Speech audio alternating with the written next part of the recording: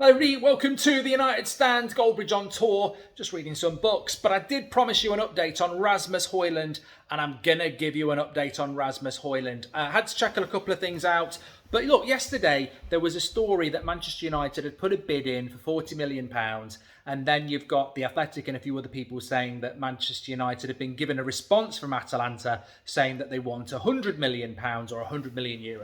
This is not the case. There are levels of truth to that, but as I said to you a few weeks ago, Rasmus Hojland to Manchester United is hotter than the sun. The player wants to come to Manchester United. Erik ten Hag has been tracking him for most of the season, and Atalanta will do a deal. We've got quite a good relationship with them.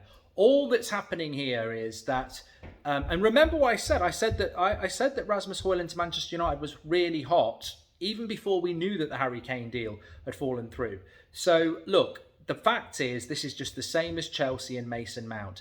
Chelsea asked for 70, Man United have bid around 40. You'll meet somewhere in between. The fact is as well, is that Rasmus Hojland, and Atalanta know this as well, he is not the finished article. He is not Erling Haaland in his prime.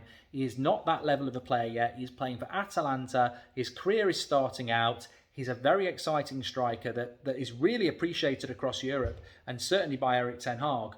But they know they can't ask for €100 million, and they also know that in a year's time, even if he has a good season with Atalanta, he'll never be worth €100 million.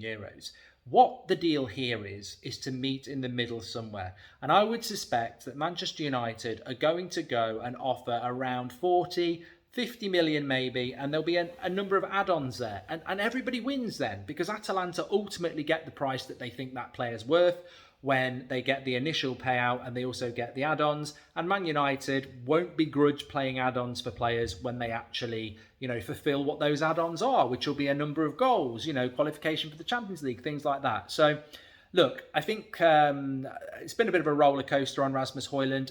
It's funny, isn't it, though? We've been saying for a while now that this player is hotter than the sun.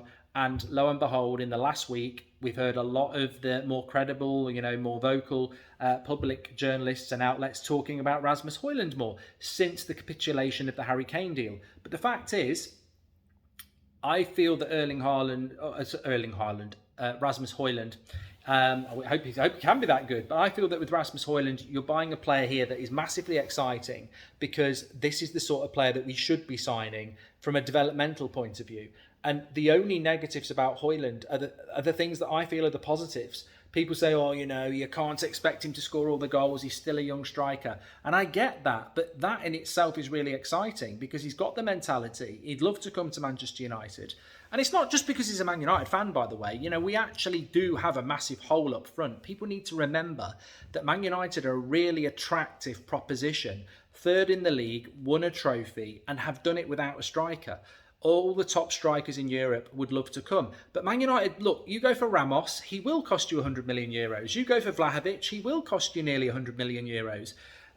The one to keep an eye on is Mawani, but Rasmus Hojland, although he is inexperienced, represents what Manchester United should always be about, which is bringing in young talent. So look, watch this space with Rasmus Hojland.